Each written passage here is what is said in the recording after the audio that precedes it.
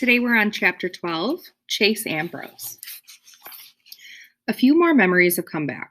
Mostly it's just images and impressions, but there's one that's pretty concrete. My mother has been showing me a lot of old pictures in the hope that something might ring a bell. One snapshot of an ivory-covered building looks kind of familiar. The student union at Johnny's University, Mom explains. It triggers a flashback. It's not that I remember it, more like it's already in my head and I'm just noticing it now. Mom and 7th grade Chase are dropping Johnny off at college. Our car pulls around the long circular drive in front of the building in the photograph. Johnny gets out. It's his first day of freshman year, his first time living away from home. He seems terrified. And what do I feel? Sympathy for my poor, scared brother? Or for Mom, who's on the verge of tears? For myself, even? I'll be losing my brother to a new life in a faraway place. I don't feel any of those things. Let me put my watch on silent. Okay, sorry. I don't feel any of those things. Instead, I'm thinking, what a wuss this kid is. I can't believe I ever looked up to him. What a wimp. What a baby. My scorn is so sharp that it jolts me back to the here and now. How could I have made such harsh judgments about my own brother? When I was in the hospital, Johnny was there at bedside every minute Mom was, just as worried about me, just as torn up by my accident. I guess that wasn't payback for the wonderful brotherly loyalty I've shown him over the years. People say I've changed. I'm barely beginning to understand how much. Dr. Cooperman isn't surprised that my memory is returning. My brain is totally fine, he says at my next appointment. After all, I remember everything that's happened since coming out of the coma. Not that it would be easy to forget things like Shoshana dumping frozen yogurt on my head, or Brendan going through the car wash on a tricycle, or how it felt to push Joey against the wall, a blur of violence, anger, and lightning-fast action. And something else, too. I may not be proud of it, but it's the truth. Satisfaction. I didn't like the way a situation was going, and I changed it with my own physical power. Aaron's words come back to me. You didn't have to attack him. And Shoshana's, goon. That haunts me a little. I don't regret stopping Joey from bullying Brendan, but was fighting really the only way to make that happen? Worse, I didn't even consider trying to talk Joey down. I just grabbed the kid and manhandled him, the same way he was manhandling Brendan. I get that the old Chase could be like that, before the accident, but now I'm starting to wonder if that person is still inside me, emerging from the darkness, bit by bit, along with my memory. As weird as it was to lose my past, this might be even weirder. The more that comes back, the less I recognize myself. Dr. Cooperman also pronounces me fully recovered physically. Then he drops the bomb. He still wants me off football for the rest of the season.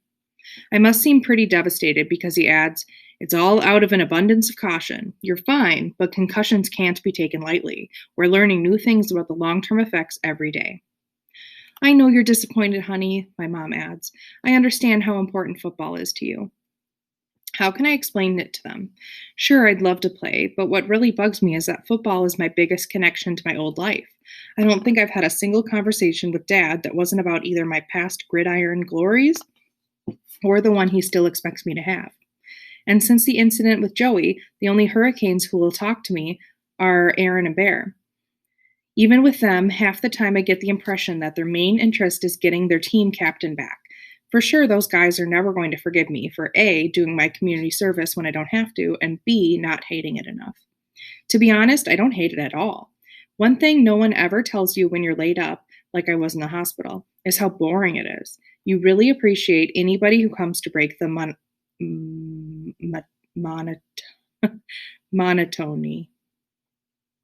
going to have to look up that word. So now I get to be that person for the residents of Portland Street. It makes me feel good about myself. And that's huge at a time when I'm learning I have so much to feel bad about. Besides, I get stuff out of it too. I've learned how to play mahjong, and I've picked up a lot of great tips on how to grow stuff, mostly from Mrs. Kittredge, whose room looks like a botanical garden. I think I'm going to be able to save a lot of Mom's plants, and maybe even the ficus in Helene's room, the one she bought at her preschool's flower sale and is at least 98% dead. That'll make points with Corrine, who is losing her enthusiasm for the fallen leaves and the tiny white bugs that are all over them. As for Mr. Solway, despite the fact that I've forgotten most of what's happened to me, I feel confident saying he's the coolest person I've ever met. Anyone who could jump onto a moving enemy tank, throw open the hatch, and take it out with a grenade has to be a pretty amazing guy. Mr. Solway doesn't see it that way. That's what I did, not who I am. If I'd bothered to think about it, I wouldn't have done it. I'm not that stupid. The sad part is that Mr. Solway can't find his Medal of Honor. Nurse Duncan thinks it probably got misplaced during Portland Street's big repainting project, and it will turn up sooner or later. But he's convinced he flat out lost it. I haven't been as sharp since my wife died, he tells me. We never had kids, so we were the whole world to each other. She looked after everything, and I looked after her, he sighs. You can see which one of us did a better job. When she was gone, that's when my life pretty much ended. This, a sweep of his arm takes in the room, is marking time. I hate it when he talks like that. Come on, Mr. Solway, you've got a good life here, plenty of friends. He glares at me. Have you ever asked about me around this place?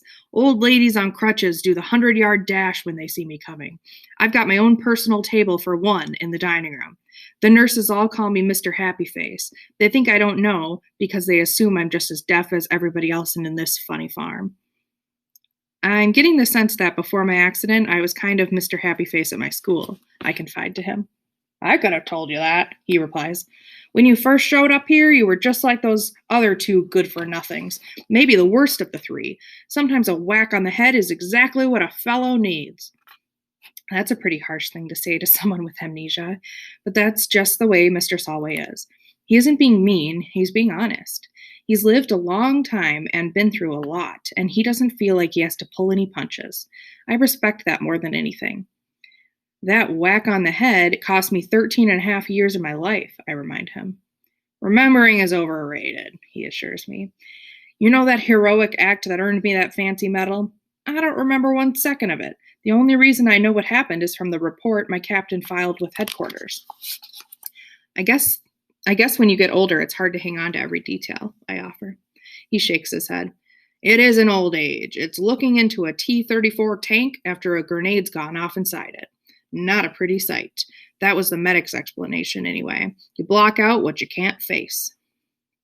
They were the enemy, I say gently. There was a war on.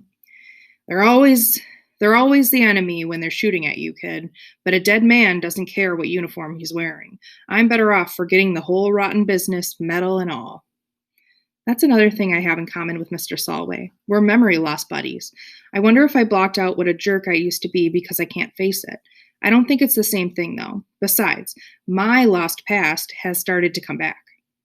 I wouldn't exactly call it a tsunami of recollection, more like that water torture where the blindfolded prisoner feels a drip on his head just often enough to drive him crazy, anticipating the next one. I can't even be sure they're real memories.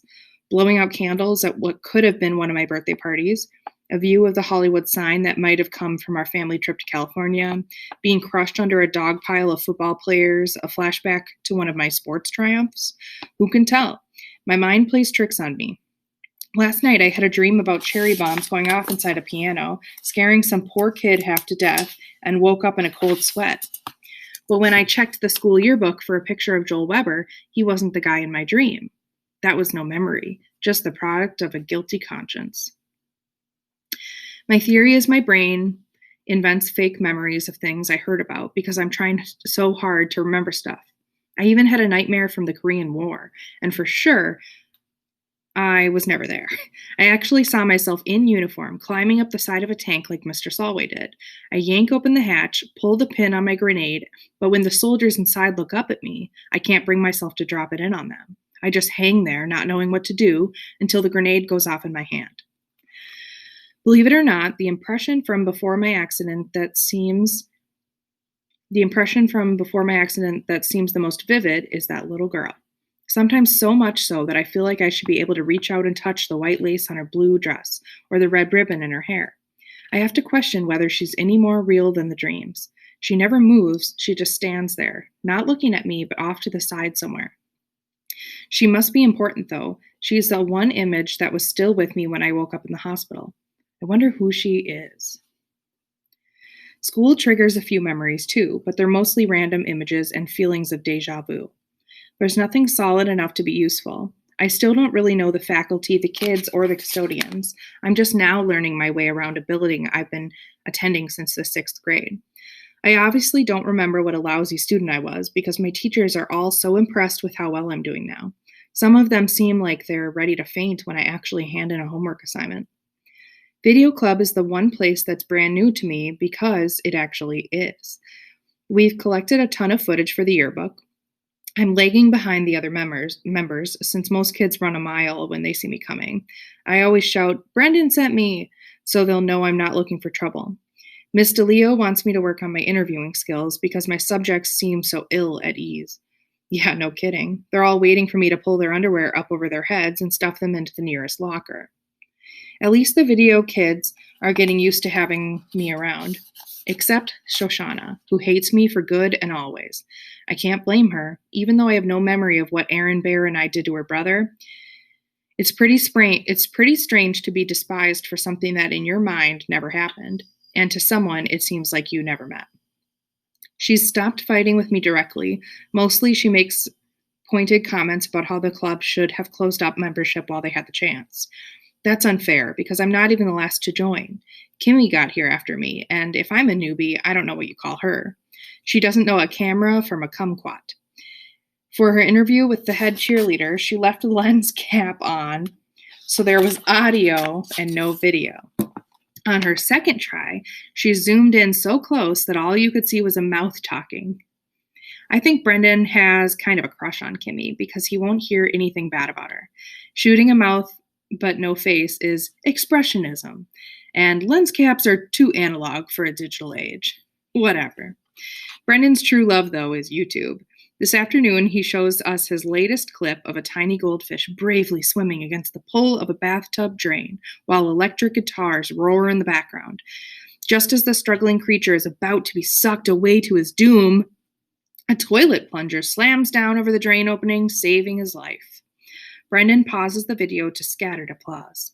"I call it Plunger Ex Machina," he announces grandly. Shoshana doesn't approve. "You're wasting your time with this stuff. You should be helping me with my entry for the National Video Journalism Contest. It would be a huge boost for the club if we win." He brushes her off. The kind of internet traffic I'm trying to generate isn't going to come from some senior citizen reminiscing about the good old days. "That depends on who we pick," Shoshana insists. "Seniors have lived through amazing times and accomplished incredible things. We just have to find the perfect subject." Before I realize who I'm talking to, I blurt, "You should talk to Mr. Solway over at Portland Street." Her angry eyes skewer me. I've contaminated her precious project with the sound of my voice. Another of my crimes against humanity, like bullying her brother and not dying when I fell off the roof. "Who's Mr. Solway?" Kimmy asks. "A hero from the Korean War. He won the Medal of Honor. That's the highest award any soldier can get." "And how would you know someone like that?" Shoshana demands. It's obvious she doesn't believe a word out of my mouth. "I work there. Aaron Bear and me. It's our community service for..." My voice trails off. She, of all people, knows exactly what we're doing community service for. "He sounds perfect," Brendan agrees. Maybe I can get him to ride a tricycle through the car wash," Shoshana retorts icily. "At least talk to the guy," Hugo prods. Mr. Leo wades in to play peacemaker. "I know you'll find a way to make the school proud," she says to Shoshana. "And thank you, Chase, for a marvelous suggestion." Shoshana's cheeks darken through pink and red to full crimson. I hope I never hate anybody as much as that girl hates me. That's the end of chapter 12. We've got Shoshana Weber next time. All right, have a good day.